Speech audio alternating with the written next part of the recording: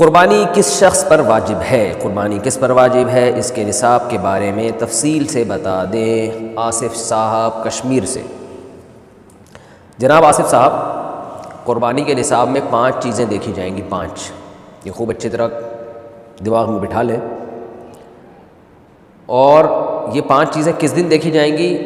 بقرعید کی صبح صادق، یعنی 10 ذی الحجہ کی صبح صادق سے لے کر 12 ذی الحجہ کے غروب آفتاب، یعنی یہ جو 3 دن ہے نا قربانی کے، 10، 11، 12، ان 3 دنوں میں کوئی شخص صاحب نصاب ہو تو اس پر قربانی واجب ہے۔ صاحب نصاب کا مطلب کیا ہے؟ یہاں پر قربانی پر خوب سمجھ لیں۔ سونا ہو کسی کے پاس، یا چاندی ہو، یا مال تجارت ہو۔ تجارتی مال کا مطلب وہ چیز جو بیچنے کی نیت سے خریدی ہو، کوئی پراپرٹی ہے بیچنے کے لیے خریدی، دکاندار کا جو جتنا سامان دکان میں پڑا ہوتا ہے سب بیچنے کے لیے خریدا ہوتا ہے، کوئی کپڑا آپ نے خریدا تھا، خریدتے ہوئے بیچنے کی نیت تھی، تو یہ تجارتی مال کہلاتا ہے۔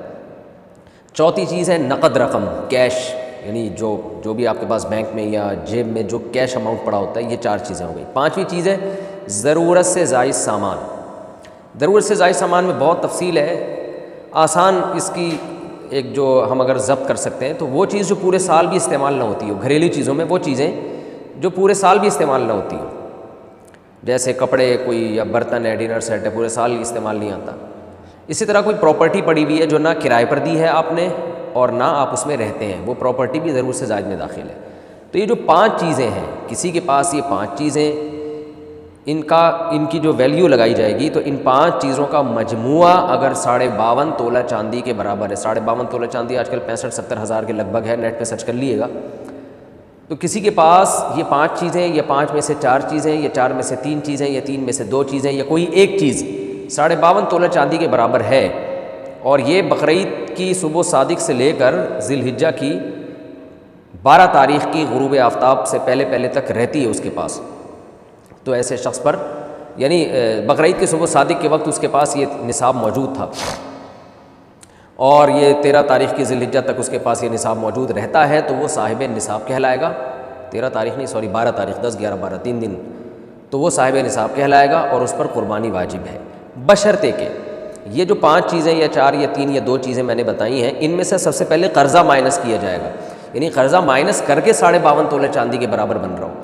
اسی طرح گیس بجلی کا بل جو ان کے اوپر لازم ہے وہ بھی اس میں سے، یا جو مہینے کا راشن آئے گا وہ بھی مائنس کیا جائے گا، جو گھر کا ضروری راشن ہوتا ہے نا وہ بھی مائنس کیا جائے گا۔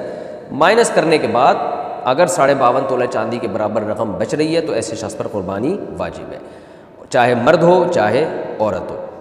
تو عورت کیسے قربانی کرے گی؟ سونا خواتین کے پاس بہت ہوتا ہے، چاندی ہوتی ہے، چاندی نہیں بھی ہو تو سونے کے نصاب جو ہے اس کے ساتھ اگر 1 روپیہ بھی ہے تو وہ بھی 52.5 تولہ چاندی کی قیمت دیکھی جائے گی اس میں بھی۔